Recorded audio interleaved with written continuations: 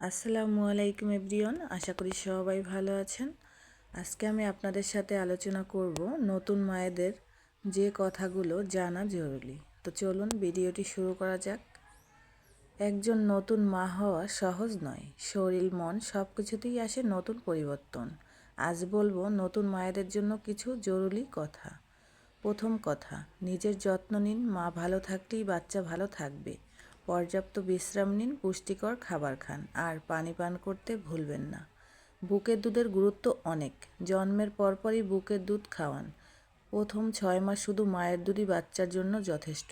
দুধ কম মনে হলে ভয় পাবেন না, নিয়মিত খাওয়ালেই দুধ বাড়ে। ঘুম কম হওয়া স্বাভাবিক। নতুন মায়েদের রাতে ঘুম কম হয়। বাচ্চা ঘুমালে আপনিও একটু বিশ্রাম নিন। নিজেকে দোষ দেবেন না। মানসিক স্বাস্থ্যের যত্ন নিন। হঠাৎ মন খারাপ, কান্না বা অস্থির লাগতে পারে, এটা স্বাভাবিক। মনের কথা কাছের মানুষকে বলুন, প্রয়োজনে ডাক্তারের সাহায্য নিন।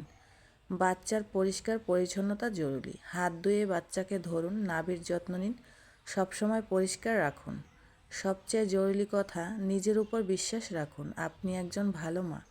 সব কিছু একদিনে পারফেক্ট হয় না, সময়ই আপনাকে শিখিয়ে দেবে। মা হওয়া মানেই নিখুঁত হওয়া নয়, মা হওয়া মানেই ভালোবাসা। তো ভিডিওটি এ পর্যন্তই। আশা করি আমার ভিডিওটি ভালোই লাগবে। ভিডিওটি ভালো লাগলে অবশ্যই লাইক, কমেন্ট, শেয়ার করতে ভুলবেন না।